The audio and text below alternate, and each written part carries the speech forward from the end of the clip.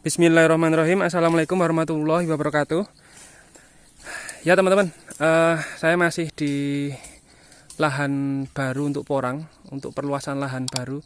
Ini paling sekitar setengah hektar teman-teman. Cuman bentuknya tidak rata ya. Jadi ini berundak-undak seperti ini teman-teman.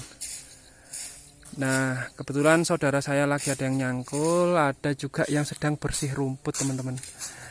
Nah, MDPL atau ketinggian kami ini di sekitar 520-an meter teman-teman. Jadi itu kalau teman-teman lihat di ujung itu ada pegunungan ya. Nah, video kali ini kita akan menyampaikan tentang ini teman-teman, biaya olah lahan porang itu murah atau mahal. Jadi saya perlu menceritakan ini karena kemarin ada yang komentar di video sebelumnya tentang olah lahan porang juga. Pada lahan pertama ya, artinya lahan yang dekat Pondok Aksara. Nah, jadi waktu itu ada yang berkomentar, sudah mas gak usah lanjut karena olah lahan porang itu percuma. Nanti keuntungannya tidak seberapa, bahkan minus dari panen porang karena habis untuk olah lahan porang lagi gitu. Nah, jadi biar tidak salah paham dan kita harus menceritakan posisi lahannya dulu agar teman-teman penonton yang lain Aksara Agro Farm juga lebih bisa memahami mahal murahnya itu seperti apa. Dan kita juga akan menyampaikan versi mahal, versi murahnya teman-teman. Nah, jadi kalau lahan porang yang berada di dekat, yang di atas Pondok Aksara, itu memang musim ini itu tidak kami bongkar. Jadi nanti kita hanya akan membersihkan rumputnya, kita berikan ke kambing kita, lalu kita tabur dolomit, lalu kita timpa lagi dengan tanah yang berada dari saluran air, kita timpa. Kemudian nanti pemberian pupuk dasarnya kita berikan saat tunas pertama itu tumbuh.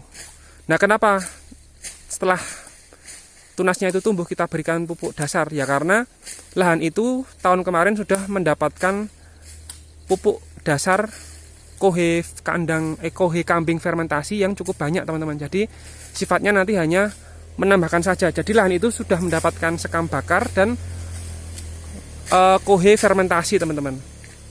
Itu kategorinya murah teman-teman. Tapi kalau lahan yang di sini, lahan kedua atau lahan yang baru, itu kita juga biayanya yang jelas lebih mahal dibandingkan yang di atas Pondok Aksara. Kenapa? Karena di sini kita harus bersihkan rumput yang seperti itu, gede-gede seperti itu teman-teman. Yang berikutnya mencangkul dari dari tiap teras-teras ini teman-teman. Jadi kita kemarin nyangkul dari bawah, terus naik ke atas. Nah, setelah dicangkul, nanti seperti teman-teman yang lihat di bawah ini, bentuknya itu masih belum full bedengan utuh, tapi baru setengah bedengan. Nah, nanti setelah setengah bedengan, baru nanti kita berikan berurutan, bertumpukan. Paling bawah itu kohe kambing, karena kami punyanya kambing di kandang, sudah terfermentasi. Yang kedua, lapisan atasnya itu sekam bakar. Lalu yang ketiga, itu nanti ditumpuk lagi pakai tanah yang berada di saluran air. Ditumpuk lagi, disempurnakan bentuk bedengannya. Nah, setelah itu ditabur dolomit teman-teman. Nah, perlu dijadikan catatan untuk kohe, teman-teman jangan berani-berani memakai kohe yang masih fresh atau masih panas atau tanpa fermentasi. Artinya gini, kalau masih panas dari kandang langsung dipakai di lahan, itu nanti yang jadi korban porangnya. Artinya nanti umbi porang teman-teman itu akan bolong-bolong atau cacar, istilah kata tuh cacar atau bentol-bentol. Nah, itu dikarenakan fermentasi kohe itu tidak sempurna. Boleh kalau teman-teman itu tidak melakukan fermentasi, seperti boleh nggak mas? Boleh. Saya pernah menjawab seperti itu, boleh. Asalkan kohe yang dari kandang itu didiamkan lebih dari 4 bulan. Artinya selama 4 bulan itu kohe itu sudah mengalami fermentasi secara alami. Jadi yang saya ceritakan nanti teman-teman masuk ke playlist budidaya jamur maupun porang, di mana saya Di dalam playlist itu saya membuat video tentang cara membuat fermentasi kohe. Itu fermentasi itu sebenarnya dilakukan agar proses fermentasinya itu lebih cepat. Jadi tanpa proses fermentasi seperti yang saya lakukan, itu teman-teman bisa, tapi waktunya lama ya, 4 bulanan teman-teman. Nah, hanya seperti itu. Nah, jadi olah lahan di dataran rendah itu tentu juga berbeda dengan seperti yang kami lakukan aksara di MDPL 520-an ini teman-teman. Nah, kadang teman-teman kalau nonton di sosial media itu melihat yang katakanlah yang ideal ya, misalkan di lahan yang rata. Jadi olah lahan itu kalau yang paling cepat itu tanpa manual, jadi secara mekanis. Jadi biasanya pakai 3 mesin. Ada mesin traktor, kemudian pakai mesin rotari, kemudian yang terakhir itu pakai mesin gulut. Nah, biasanya yang mesin gulut ini agak-agak susah teman-teman yang menyewakan. Tapi itu ada biasanya di beberapa kota.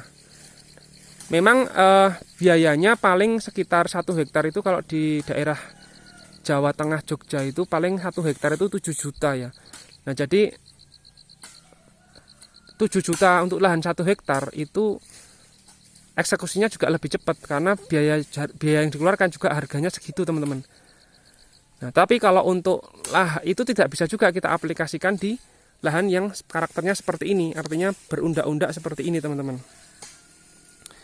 Nah, jadi mau mahal atau murah untuk olah lahan porang, kesimpulan dari aksara untuk menjawab pertanyaan teman-teman yang berkomentar itu ya relatif tergantung kita teman-teman. Jadi teman-teman kalau menonton channel YouTube tentang budidaya porang terkait cara olah lahan, boleh-boleh saja belajar dari channel mana saja.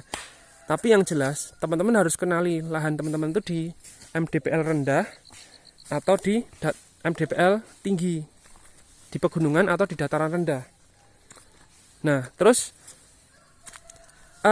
jangan ikuti gaya semua yang teman-teman tonton, nanti teman-teman akan bingung cara mana yang akan dieksekusi. Justru yang dipunya teman-teman itu apa ya, sesuaikan saja untuk lahan teman-teman. Jangan kalau kita sepenuhnya copy paste cara olah lahan dari semua channel ya, kita tentu akan kebingungan dan bahkan nanti akan saling menyalahkan. Wah, katanya sih dari channel A seperti channel B seperti ini kok beda ya. Itu hak mutlak petani atau pemilik lahan bahwa cara bertani itu antara satu dengan yang lain itu jelas berbeda. Jadi tidak bisa disamaratakan teman-teman. Nah, kalau pengalaman dari aksara, yang mahal itu jelas olah lahan yang pertama seperti ini. Untuk olah lahan baru itu jelas biayanya lebih mahal dibandingkan lahan yang pernah ditanami porang. Nah, jadi lahan ini sudah tidur sekitar 20 tahun lebih kalau yang ini faktanya. Karena sudah tidur sekitar 20 tahun lebih, poin positifnya lahan ini belum pernah kena pupuk kimia sedikit pun.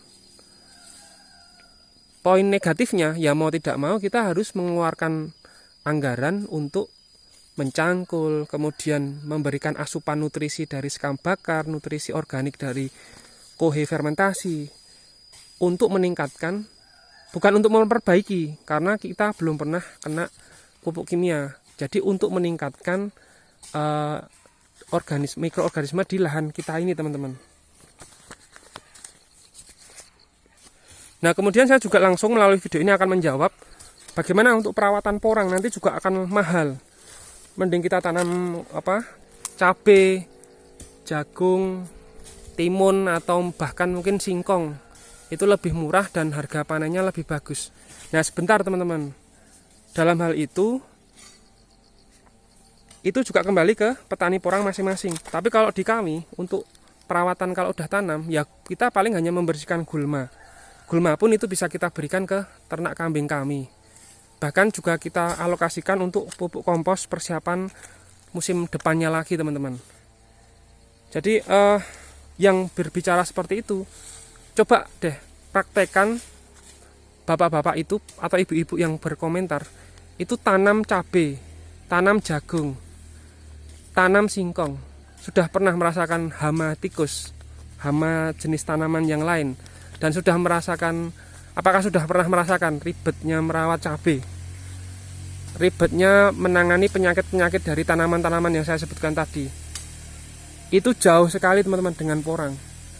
Tikus itu kok sama porang nggak mau. Penyakit juga udah paling minim itu di antara tanaman-tanaman tadi dibandingkan dengan porang.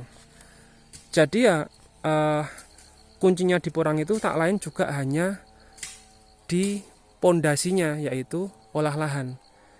Kalau kita mau ngirit saat ini, misalkan kita di lahan baru, kita tidak berikan asupan kohe fermentasi, kita tidak berikan sekam bakar, ya boleh-boleh saja. Tetapi ya ekspektasi atau harapan ke depan ya jangan berharap nanti hasilnya sebagus jika lahan baru ini kita berikan kohe fermentasi dan sekam bakar. Nah, jadi itu mungkin cerita dari kami, dan kami hanya bisa menceritakan apa yang kami alami. Jadi bahwa olah lahan porang itu tidak selamanya mahal dan tidak selamanya murah. Ada yang mahal, ada yang murah. Toh mahal dan murah itu antar satu personel dengan personel yang lain tentu berbeda-beda juga teman-teman. Semoga bermanfaat. Terima kasih. Wassalamualaikum warahmatullahi wabarakatuh.